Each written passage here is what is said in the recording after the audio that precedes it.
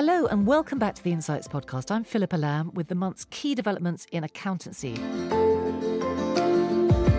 This time we're looking at the tax system from two different perspectives, digitalisation and gender imbalances. Also today, important changes to CPD, continuing professional development for ICAEW members. Joining us this time, we have Caroline Miskin, Senior Technical Manager in Digital Taxation, Anita Monteith, who's just stepped down as Head of Tax Policy, and Debbi Francis, Head of Member Service Centre. Hello, everyone. Thanks for coming in. Hello. So we're going to start with making tax digital, or MTD. Now, Caroline, there's a long history to this. I don't think we need to reprise all of it, do we? But can you just summarise the overall plan and the overall time frame for us? The original announcement was made in 2015, and at that point we were going to have VAT from 2019 and income tax from 2018. There have been several deferrals. We finally got VAT for a lot of businesses in 2019, but for most businesses not until 2022, and it wasn't until the end of 2022 that it really became business as usual. MTD for income tax has actually been deferred, I reckon, 5 times, even though the National Audit Office count 4. It was originally to be 2018. We're now not going to see it until 2026 at the earliest, and for a reduced group of businesses, only those with a turnover of more than 50,000, and from 2027 for those with a turnover of more than 30,000. And the plans for MTD for partnerships and corporation tax, there is now no date. They are completely being kicked into the long grass. Well, perhaps unsurprisingly, the National Audit Office isn't very impressed, is it? They're particularly critical of this slow progress, and they said so in no uncertain terms in a report. It was 12th of June, wasn't it? What were the headlines there? It was one of the most critical NAO reports that I've ever seen. It was very clear that the initial time frame for MTD was completely unrealistic. MTD for income tax is at least 8 years behind the original timetable, and very much tallying with our views is that some of the really important elements of the design have still not been sorted out, some of the real basics. Obviously, the fact that it has been delayed so much has undermined the credibility in the project and also led to a very significant increase in costs, which are now expected to be 1.3 billion, and the original was some 200 and something million. OK.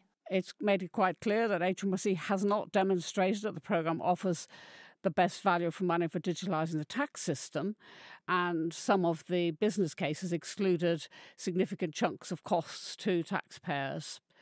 It also, importantly, points to one of the big considerations that doesn't get discussed as much as it should, which is the legacy systems, because that is the other aspect as to what is happening behind the scenes with HMRC systems, which is just as critical to them producing their services, but is proving to be really problematic.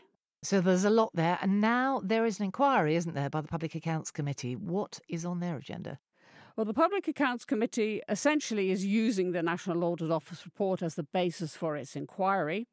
But there are 3 particular elements: the original vision and the plans, what progress was made up to the end of 22, and whether the current plans are realistic and can be achieved. On June 19th, I think it was, the HMRC, they provided oral evidence to the committee. What came out of that session? Yes, they did. The committee was naturally critical on the costs aspect and followed the National Audit Office report, and it did push them pretty hard. HMRC made its case. I think we'll have to see what exactly the committee says in the report. It didn't get too heated. Do we know when we'll see that report? It will probably be in the autumn. They won't get it out before the summer recess. And it may be that the committee decides to call further people to give evidence. At the moment, it's only called HMRC, which is a little strange. And ICAEW has submitted evidence, hasn't it, as part of that inquiry, expressing significant concerns in various areas. What are they? We did indeed, as many other people did, provide evidence to that inquiry, and that evidence is available on the Public Accounts Committee website. In particular, we referred back to a letter which we had sent to HMRC earlier in the year, because alongside the deferral in December 2022, the government announced a review into how MTD might be adapted for small businesses and landlords with turnover of less than £30,000. And so that inquiry is still, that's another piece of the jigsaw. We understand that HMRC has just made its recommendations to the government, but we're not expecting an announcement until the autumn, probably at a fiscal event. So that is another another moving part. It's an opportunity, perhaps, for some of the policy to be reviewed. I mean, the thing that ICAEW is really pointing to is quarterly updates, as we just don't think that quarterly updates can be delivered in a sensible way by 2026. And we have doubts about whether they should be there at all. But we also have significant concerns about the state of development of the software products that are needed, and, of course, HMRC's ability to provide support to taxpayers in the transition, given its current customer service problems. Because there's a pilot in 2025, 26, is that right? There is actually a pilot that is still going, but there's only about 137 taxpayers in the pilot. The pilot's actually been going since 2018, but is currently closed to new participants.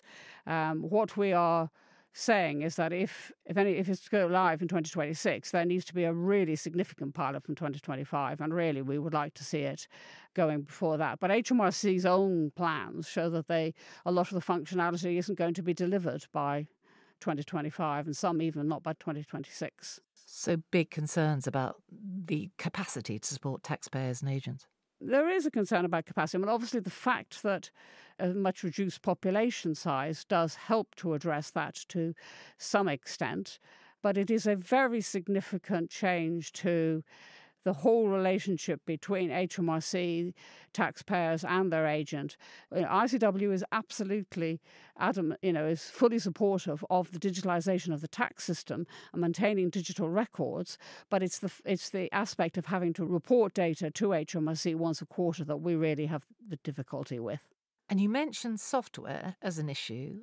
Software developers, I think you mentioned to me that at least 2 of them have cancelled their plans to develop a solution. So where does that leave all this? Yes, they have. And there are a number of software developers who really developed and got going on the back of MTD ITSA, and that was going to be their primary product. And so they are in particular difficulty. But even the large software developers have big concerns about their investment plans. But it's not just the building the product, it's all their marketing and everything. There are 2 of them have withdrawn completely tax sheets, and the other one is Coconut, which was quite an exciting development because it was involving integrating the banking as well. That's just been sold off for £1. That's not good news, is it? It's not good news. So I think, we are in the situation that HMRC, to some extent, unlike other tax changes, can't just force this through. It can only do so with the cooperation of the software industry, and I would argue agents and taxpayers as well. So where do we go from here? What would ICAEW like to see? Where do we go from here? Well, I think now we've made our case in the letter to HMRC, and we plan to have a follow-up meeting on that. We've provided the evidence to the Public Accounts Committee. We'll have to see what comes out of that inquiry. I think we have to wait and see what happens in the autumn and what the government does announce, because of course we also have a general election between now and the start date, which could disrupt things considerably. Our view is just that we just don't think that the plans as they currently stand can be delivered in a way that will actually achieve the objectives of the plan, which is to make it easier for taxpayers to comply with their tax affairs and to perhaps close the tax gap. But that in itself is controversial as to whether it will. Do you get a real sense that HMRC is taking these criticisms on board? I think it is. I think it has clearly shifted. We still think there are further policy changes to be needed. We think they need to move further. They have moved a long way. We think they need to move further, or they just won't. The trust in the project is just not going to be there. And of course, it's important to remember this is not the whole of digitalising tax, is it? I mean, HMRC is doing other things in this area too. Absolutely, and that is one of the sort of disappointments that actually HMRC is distracted. I mean, HMRC has got some really exciting plans actually for a single customer account and a single customer record, which will, but it'll probably take a decade, but it will in due course greatly improve the digital accounts that are available to taxpayers and bring all the information together and all the information and services together all in one place. That is a development which we should watch, and we may well return to on a future podcast. And it's rolling out digital services like online time to pay? At the moment, yes, it is where it can, and subject to budget, it is rolling out services such as online time to pay. There are certain services that employers can now do online, such as filing P11Ds and PAYE settlement agreements. So HMRC's own digital services that it provides itself rather than through software developers, those are slowly making changes. But we have a very long list of wish list of digital services, particularly for agents who tend to get forgotten, improvements that we would like to see, which we regularly discuss with HMRC. Thanks, Caroline. That's a really helpful summary. That's great. Anita, sticking with tax, you've been looking at gender imbalances and no big surprise that they still exist. Yes, they do. We have moved closer to equality, but we're not there yet. While the content of the legislation itself appears to tax the sexes equally, the impact isn't felt equally because, of course, biology and life choices affect men and women differently. Broader factors are relevant to a gender-neutral tax system, and things like parental leave, career breaks, the gender pay gap, workplace pensions and universal credit, all of that comes into play. There's obviously a long history of inequitable treatment of women. I think it was only 1870, is that right, when married women were actually allowed to be the legal owners of money they earned? Yes, that's right. I mean, women have been second-class citizens financially for a very, very long time. And you're absolutely right. Until the mid-19th century, they were just absolutely nowhere. And even then, it took another 50 years before the Law of Property Act in 1922 made it possible for a husband and wife to inherit each other's property and to inherit the property of intestate children equally. And just as recently as the 1980s, married couples were still being taxed as a single unit on which the husband was responsible for the tax. I found that almost incredible when I read that. It's extraordinary, and it took until 1990 for us to get independent taxation. So well within our lifetimes. I mean, obviously, the government aims to ensure that new taxes, at least, aren't biased. I mean, how do they do that? Well, they do try, you're right. When a new tax policy decision is announced in the budget, it is usually accompanied by a TIN, a tax information and impact note. So this has got a section which considers who or what might be affected by the policy. So, for example, specific individuals, households, families, types of business and so on. But it doesn't always work as it is intended to do. Yes, I'm going to say tampon tax at this point, because that was a great idea, but it actually didn't really work in practice, did it? No, brilliant idea. Lots of lobbying to get that one passed. So this is VAT on sanitary products? It's about VAT, yes. So a zero rate of VAT now applies to women's sanitary products. Sadly, shelf prices have not been brought down by the expected 21/20th. So one can only presume that somebody else, perhaps retailers, have benefited instead.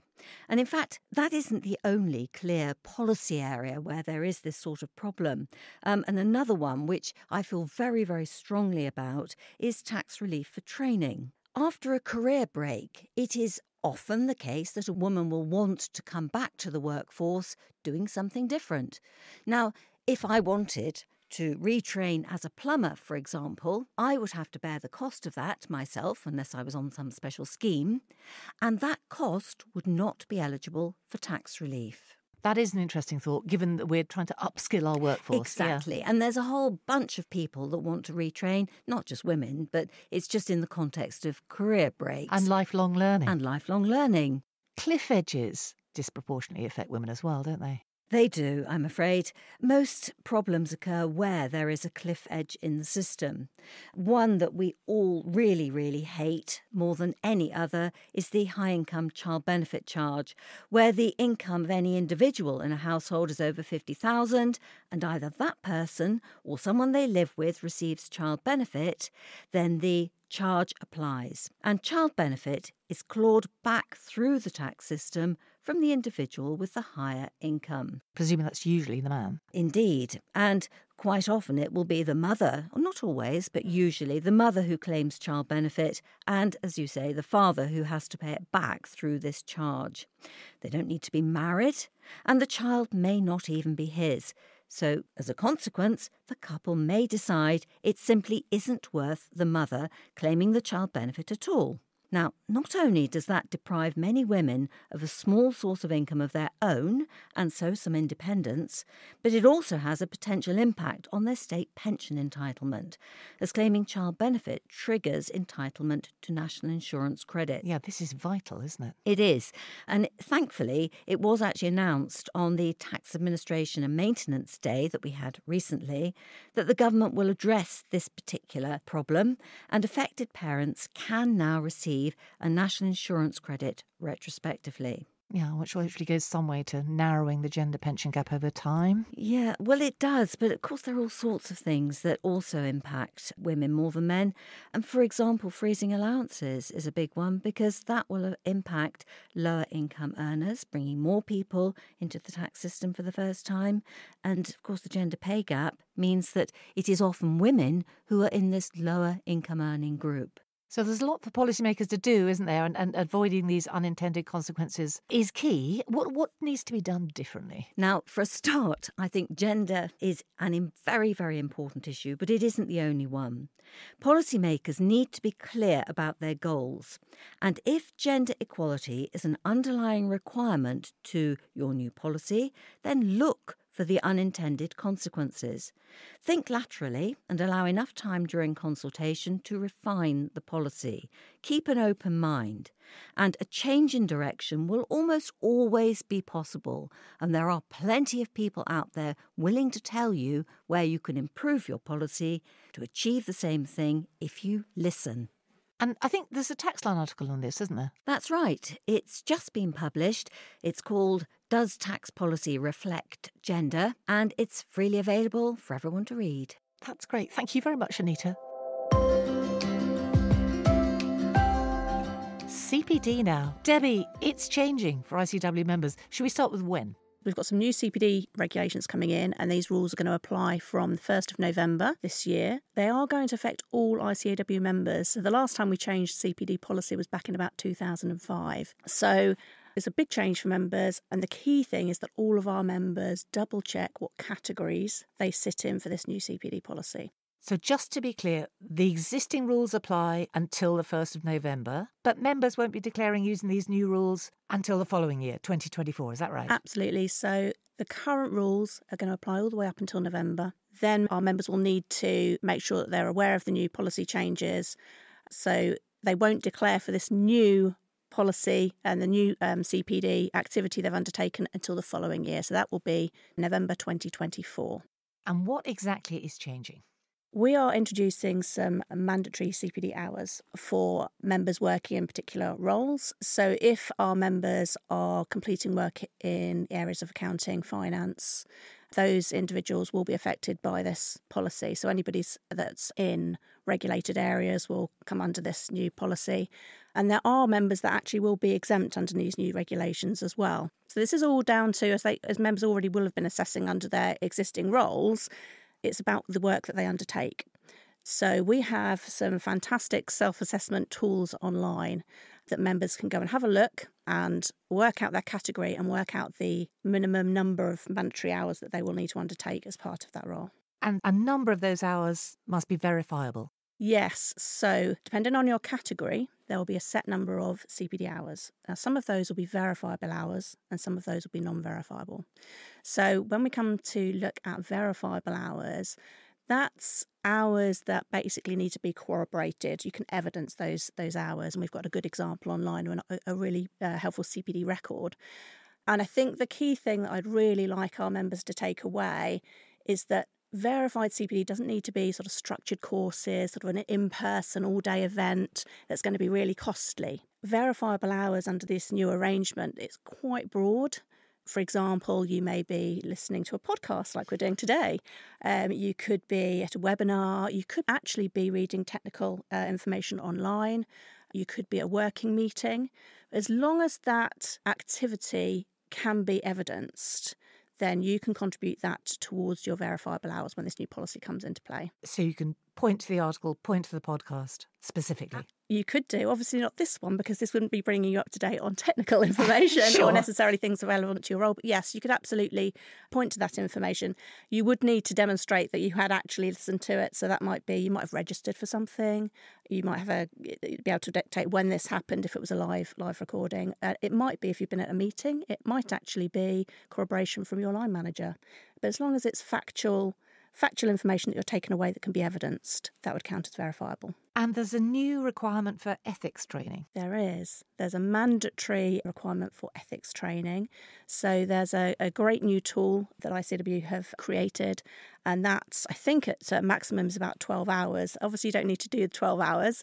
We're only asking our members to complete 1 hour of ethics training, but you could actually use some of this ethics training if you want to progress through the tool for more hours than 1, and that could be counted as verifiable time as well. It's fairly flexible in the way we do things, and we've got our own ethics package that we've put on, but you don't need to use ours that we've already launched. You could actually undertake other ethics training, which would also count. And it's important to remember that statutory directors, they're also subject to the CPD regulations.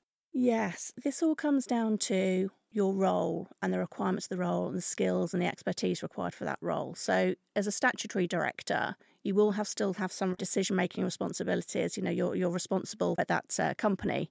So under that, you are required to maintain CPD to make sure that you're doing the best job you can be.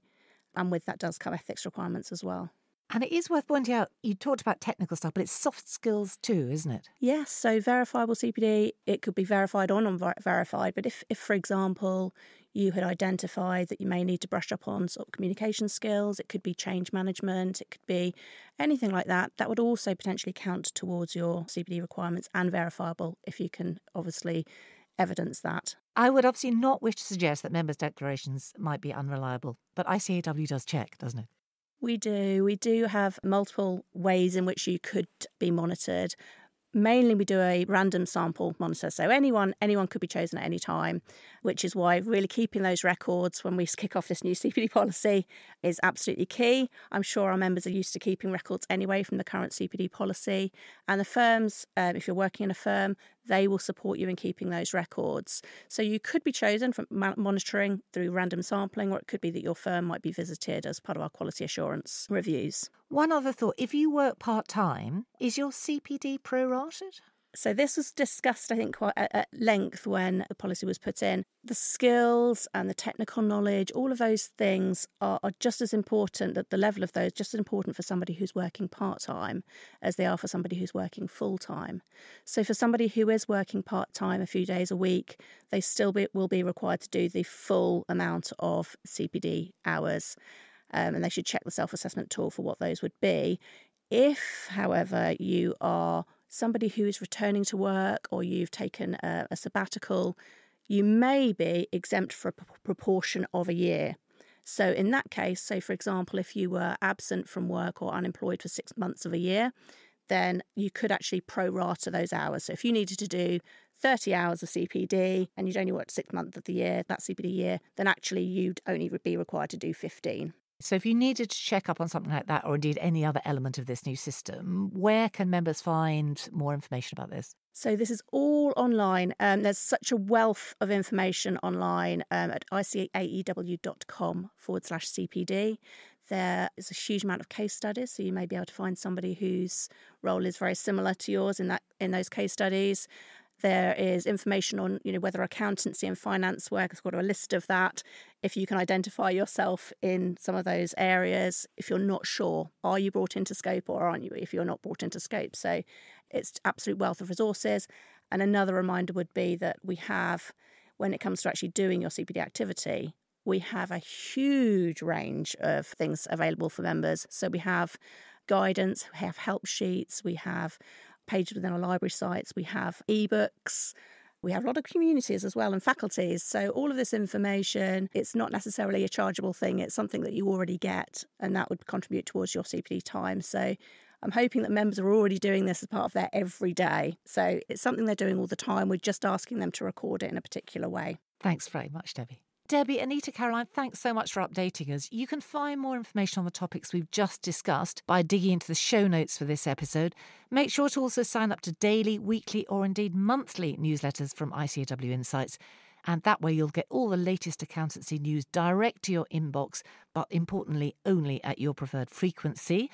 Join us later in the month for July's In Focus podcast. The Insight series will be back in early August. Meantime, I'm going to end with my regular request for you to please take a moment to rate, review and share this episode and subscribe to the series on your favourite podcast app. Thanks for being with us.